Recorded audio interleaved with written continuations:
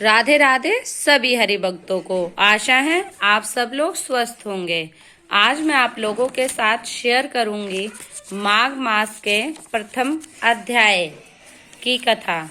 सूत जी ने कहा, हे ऋषियों, भूमंडल के समस्त राजाओं महाराजाओं में श्रेष्ठ पुण्य आत्मा और प्रतापी इकाशुवंशी महाराज दिलीप ने एक अपने अनुचर सहित सब प्रकार से पूर्ण सुशोभित होकर वन में आखेट के लिए प्रस्थान किया।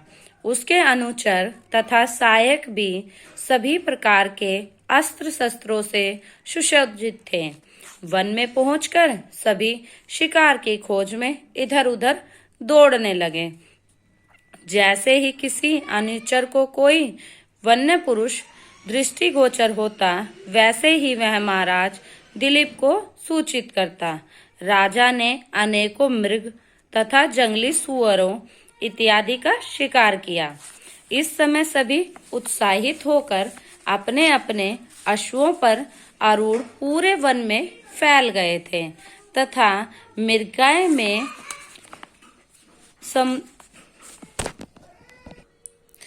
मदमत होकर वन्य जीवों का शिकार कर रहे थे।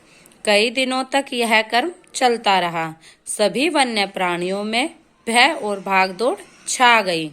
महाराज अपने अनुचरों सहित शिकार करते और विश्राम करते हुए आगे बढ़ते जा रहे थे।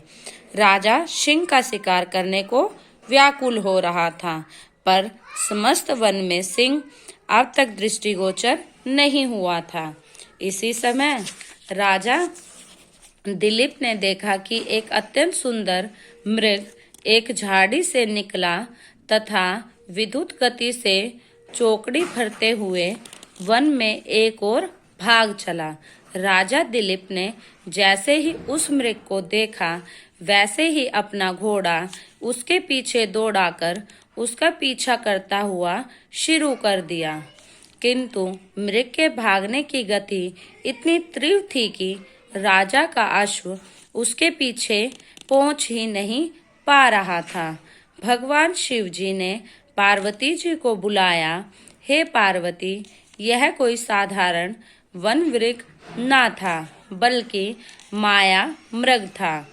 कभी वह मायावी मृग वायु वेग से उड़ता होता और कभी लंबी लंबी छलांगे और कुलाचे भरता हुआ वन में अदृश्य हो जाता। राजा को अपने धनुष पर संधान कर उस मृग का आखेट करने का अवसर ही प्राप्त नहीं हो रहा था। इसी प्रकार अत्यंत कठिन मार्गों से गुजरता हुआ वह मृग राजा को भ्रमित और श्रमित करते हुए कठिन और दुर्गम मार्गों से भागता जा रहा था और अत्यंत दुर्गम लता गुलामों से आच्छादित कटाक्ष कृण प्रदेश घुसकर अदृश्य हो गया। राजा भी मृग के पीछे पीछे अपने अनुचरों सहित वन के उस दुर्गम भाग में प्रविष्ट हो गए, परंतु अब वह मायावी मृग वहां से लुप्त हो चुका था। थके हुए राजा और उसके अनुचर प्यास से व्याकुल हो रहे थे। कुछ दूरी पर प्यास से व्याकुल राजा और उसके अनुचरों ने एक अत्यंत सुंदर और रमणीक जलाशय देखा। इस सरोवर की शोभा देखकर राजा और उसके अनुचर प्रफुल्लित हो उठे। सरोवर का जल अत्यंत स्वच्छ, निर्मल तथा पारदर्शी था। जल में मछलियां विहार कर रही थीं तथा मध्य भाग में सुंदर सुंदर कमल खिले थे।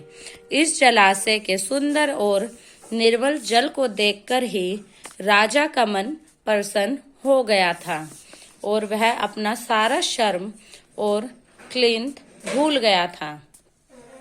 सभी अपने अपने अश्वों से उतर गए और उन्हें जलाशय के किनारे के वृक्षों से बांधकर विश्राम करने लगे। थक कर दूर होने पर सबने सरोवर में स्नान किया और मध्यास्त संध्या उपासना करने के भोजन किया। भोजन उपरांत राजा अपने अनुचरों सहित सरोवर के वृक्षों की छाया में विश्राम करने लगे। राजा ने रात्रि उसी सरोवर के तट पर बिताने का निर्णय लिया। भोजन करने पर मशाले जलाने के बाद राजा और सब सेवक सो गए और कुछ पहरा देने लगे।